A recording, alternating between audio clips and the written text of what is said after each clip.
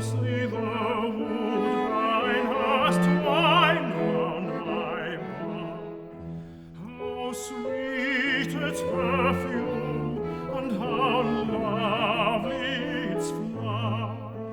The beauty and fragrance thus wasted on air might mingle their sweets with the charms of my fair.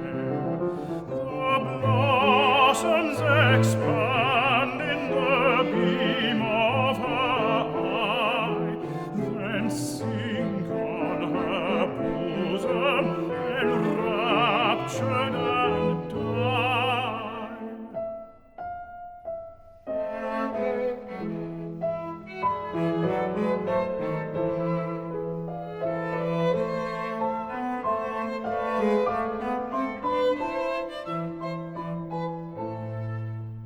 How often I think when entwining its boughs, would my soul's darling idol here witness my vows, not the pilgrims that visit St. Winifred shrine could show a devotion so ardent as mine to the virgin saint, while they offer apart my all I'd resign to the Queen of my heart.